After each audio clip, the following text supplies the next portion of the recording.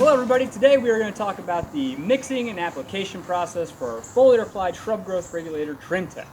Before applying any product, make sure you read and understand the label. With Trimtect, we do have our foliar application guide, which goes through all the steps of proper mixing and application so that you get predictable results using Trimtect. So Trimtect does have some PPE requirements, so we want to wear chemical resistant gloves, we want to wear long sleeve shirt, we want to wear long pants, we want to wear shoes plus socks, and we also recommend wearing safety goggles.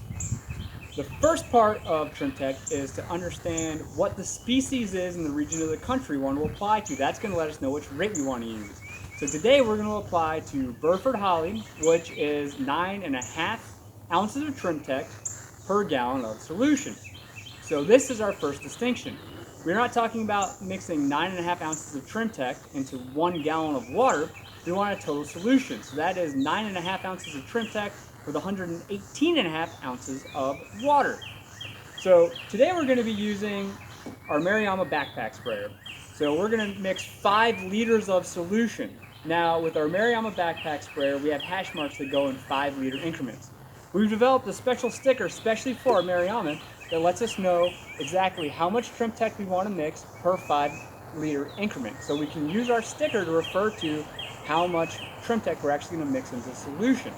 So we've determined that we're going to apply to Burford holly, and we know what rate we want to use. Now we actually have to begin mixing. So we want to go through the proper mixing procedure as outlined in many applicator handbooks. So we're going to start by pouring half of the desired amount of solution of water into our receptacle. So we're going to mix a total of 5 liters of solution. So what we're going to do is we're going to fill this up to about halfway, maybe about 2.5 ounces, or excuse me, 2.5 liters of solution, give or take.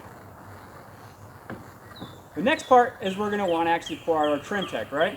So here is our 2.5 gallon unit of Trimtect. It's really important that we shake the Trimtect up to make sure we're getting the active ingredient up into the solution within the side of this bottle. So we want to make sure we agitate this really, really well.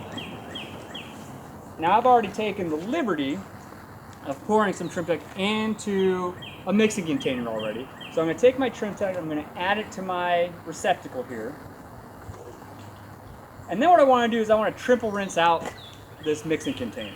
So triple rinsing out does a few things. One is, of course, it cleans your container.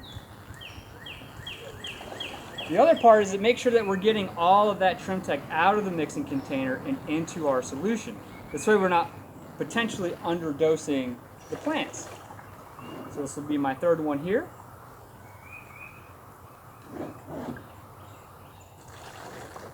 So now we have Trimtect into half of the desired amount of water in our solution. The next thing we need to do with Trimtect is we need to add a surfactant. So Trimtect doesn't come with a surfactant made into it. We need to actually add a surfactant. What this surfactant is going to do, it's going to break down the water tension of those droplets to make sure they land and coat on those leaves and stems, and we'll talk about that more here momentarily.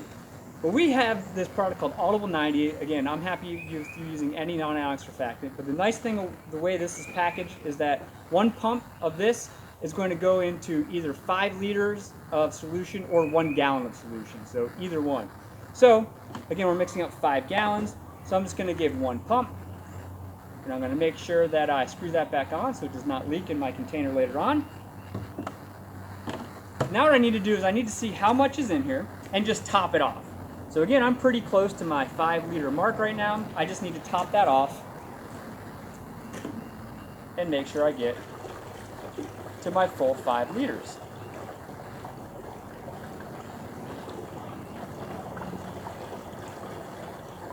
Which is right about there.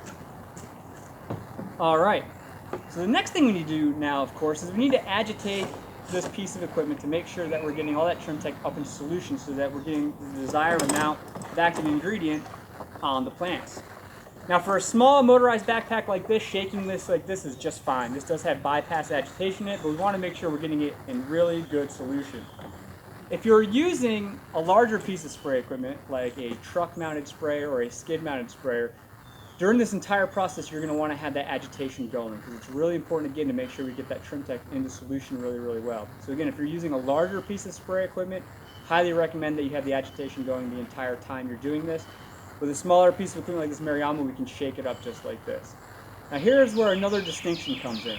Especially if you're using a larger piece of spray equipment that has something like 100 to 300 feet of hose on a reel, you need to account for the amount of solution that's already in that hose. Make sure you're mixing enough Trimtect to account for that solution. And then right before application, you want to make sure that you're purging that back into the tank. So with your larger spray equipment, you would want to just take your hose, purge it back into the tank until all that original solution is in there.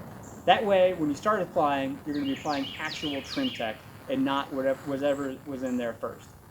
So with that, we will have mixed up our Trimtect, we will have agitated, we will have purged our hose, and we're ready to go. So real quick, as a quick follow-up, we've determined the doses we're going to use. We're going to mix that so that we're getting a total amount of solution. We're not going to mix X amount of Trimtect into X amount of water. We're going to mix so that we have a total amount of solution. We're going to vigorously shake our bottle. We're going to add that to our unit. We're going to agitate correctly. And then we're going to go ahead and start spraying.